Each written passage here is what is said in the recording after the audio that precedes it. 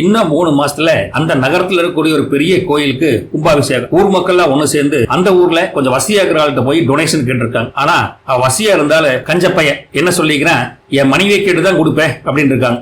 அவங்களும் 10 நாள் கழிச்சு போய் மறுபடியும் கேட்டிருக்காங்க. இல்ல என் மனைவி அது கோயில் பொதுக்காரர்களுக்கு பணம் கொடுத்தா எத்தனை கொடுக்கறது அப்படின்னு வேண்டான்டா, அதனால பணம் கொடுக்க மாட்டேன் அப்படின்னு இருக்காப்ல. உடனே மனைவி கிட்ட போய் கேட்டிருக்காங்க, அம்மா நம்ம ஊரு தான் கோயில் விசேஷம், ஏதோ பணம் கொடுங்க அப்படின்னு. என் புருஷனை கேட்டு தான் கொடுப்பேன் அப்படின்னு இருக்காங்க. மறுபடியும் கொஞ்ச நாள் கழிச்சு புருஷன் என்ன சொன்னாருன்னா, இல்ல இந்த கோயில் விசேஷத்துக்கு கொடுத்து எத்தனை கொடுக்குறது அப்படின்னு என் புருஷன் வேணான்ட்டாரு, இல்ல நான் கொடுத்துருப்பேன் அப்படின்னா. மொத்தத்தில் 2 பேரும் பேசி வச்சுக்கிட்டு நம்ம ஊர் கோயிலுக்கு பணம் தர மாட்டேங்கிறாங்க, இவங்க ஏதோ ஒன்று பண்ணணுமே, ஆனா 2 பேரும் ஒத்துமையா அப்படி சொல்றாங்களே அப்படின்னு சொல்லி போட்டு யோசனை பண்ணிட்டு இருந்தாங்க. அப்ப அந்த ஊர்ல இருக்கிற ஒரு நண்பர் இதுக்கு ஒரு ஐடியா நம்ம கும்கி குசுமங்கிட்ட போய் கேட்போம் அப்படின்னு இருக்காங்க. கும்கி குசுமோட போய் இதை இப்படி எல்லாம் பிரச்சனை பண்றாங்க, பணம் கொடுத்தானே கோயிலுக்கு கும்பாபிஷேகம் பண்ண முடியும் அப்படின்னு கேட்கறதுக்கு அப்புறம் கவலைப்படாதீங்க, இன்னும் 10 நாள்ல ஆளுக்கு 5000 கொடுப்பாங்க அப்படின்னு சொல்லிட்டு கும்கி குசும்ப சோர்திக்க போயிட்டாப்ல.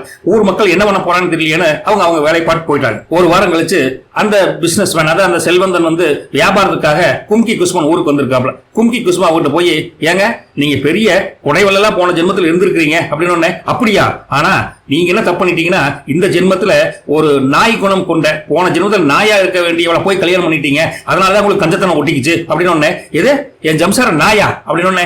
ஆமாங்க, டெய்லி வெடிக்கால உங்க கையை மோந்து வாப்பா, உங்களுக்கு தெரியாதானே, அப்படின்னு நடந்த மாதிரி தெரியலையே அப்படின்னு. நீங்க அசிலே தூங்கிருப்பீங்க, இன்னைக்கு வேணா வெடிக்கால முழிச்சிருந்து பாருங்க, கண்டிப்பா உங்க கையை மோந்து வாப்பா பாருங்க, அவதான் உங்க சம்சாரத்துக்கு போன ஜென்மத்தில் நாய் அப்படின்னு இருக்காப்ல. அப்படியா, சரி பாக்குறேன்ட்டு இவர் வியாபாரத்தை பார்க்க போயிட்டாரு. அந்த பணக்காரர் ஓடோடி போன நம்ம கும்கி குசும்ப அவங்க சம்சாரத்தை போய், ஏமா நீங்களா போன ஜென்மத்திலேயே மகாராணியா கொடை வள்ளியா இருந்திருக்கீங்க, ஆனா இந்த ஜென்மத்துல 10 காசு ஆறு கொடுக்க மாட்டேங்கிறீங்க, அது காரணம் உங்க வீட்டுக்காரன் அப்படின்னு இருக்காப்ல. ஏன் வீட்டுக்காரன் காரணமா, போன ஜென்மத்துல கொடை வள்ளியா இருந்தா அப்படின்னு சந்தோஷப்பட்டு இருக்காப்ல. போன ஜென்மத்துல என் வீட்டுக்காரர் என்ன இருந்தாரு அப்படின்னு கேட்டோன்னே, அந்த ஆள் ஒரு கஞ்ச பையனுங்க, அவன் நாட்டம் பிடிச்ச வேலையெல்லாம் பண்ணிட்டு இருந்த அந்த பிசினஸ் சொல்றக்கே வெக்கமா இருக்குது, அந்த நாட்டம் பிடிச்ச பிசினஸ்னால இந்த ஜென்மத்துல கூட அவன் கையெல்லாம் நாருங்க, நீங்க பார்த்தது இல்லையா அப்படின்னு. நான் பார்த்தது இல்லையே அப்படின்னு இருக்காப்ல. நீங்க ஒண்ணு பண்ணுங்க, இன்னைக்கு வெடிக்கால அவன் கையை மோந்து பாருங்க, அந்த நாட்டம் படிக்குங்க அப்படின்னு இருக்கா. அந்த நைட்டு அந்த பணக்காரனும் அந்த பணக்காரச்சியும் வீட்டுல ஷார்ட் போட்டு பெட்ல போய் படுத்துக்கிட்டாங்க. பெட்ல போய் படுத்துட்டு எப்ப வெடிக்கால வருன்னு இந்த கணவனை அப்படியே கொட்ட முழிச்சு பார்த்துருக்காப்ல. இவ்வளவு வெடிக்கால வந்தோடனே கையை மோந்து வாக்கணும் அப்படின்ட்டு கரெக்டா 5 மணிக்கு மனைவி எந்திரிச்சு நம்ம செல்வந்தனோட ஹஸ்பண்டோட கையை மோந்து வந்திருக்காப்ல.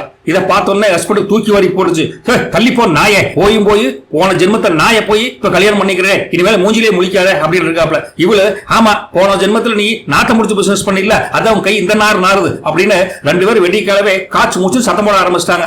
இதை பார்க்க அந்த ஊரே திரண்டுருச்சு. உடனே ஹஸ்பண்ட் அண்ட் ஒய்ஃப் 2 பேரும் 2 தினம் நின்னுக்கிட்டு, இங்க பாருங்க, நான் அந்த ஊர் கோயிலுக்குள்ள நிறைய கொடுக்கணும்னு நினைக்கிறேன், இந்த நாட்டம் முடிச்ச பிசினஸ் ஆளை கல்யாணம் பண்ணிட்டேன், நான் நாசமா போனேன், இந்தாங்க 5000 அப்படின்னு உள்ள போய் 5000 எடுத்து கொடுத்துருக்காப்ல. உடனே இவர் இந்த நாயை கல்யாணம் பண்ண கழித்த நான் கஞ்சனா மாறிட்டேன், ஆனா நான் மொத்தமாவே இறக்க குணம் இருக்கிறவன் அவன் 5000 கொடுக்கறது, இந்தாங்க 10,000 எடுத்து கொடுத்தாப்லையாமா. உடனே கும்கி குசும்ப, இந்த ஹஸ்பண்ட் அண்ட் ஒய்ஃப் சண்டையை இன்னொரு நாளைக்கு நான் தீர்த்து வச்சிடறேன், இப்ப உங்களுக்கு பணம் கிடைச்சதுல போய் கும்பாபிஷேகம் பாருங்க, கும்கி குசும்ப சந்தோஷமா அனுப்பிச்சு வச்சாப்லையாமா. ஆனால் இன்னைக்கு வரைக்கும் அந்த கும்கி குசும்ப அந்த நாய் சம்சாரத்தையும் நாட்டம் முடிச்ச பிசினஸ் பண்ண அந்த கணவனையும் சேர்த்து வைக்கிறதுக்கு ஐடியா தெரியாம மொழி முடிச்சுட்டு இருக்காப்லையாமா. டெய்லி அவங்க ஊர்ல சண்டை தான் நடந்துட்டு இருக்கலாம். இது வரைக்கும் உங்களுக்கு எப்படி இந்த பிரச்சனை தீர்த்து வைக்கலாம் ஐடியா தெரிஞ்சா கமெண்ட் பாக்ஸ்ல கமெண்ட் பண்ணுங்க. கும்கி குசுமனோட போயிட்டு வரங்க. நன்றி, வணக்கம்.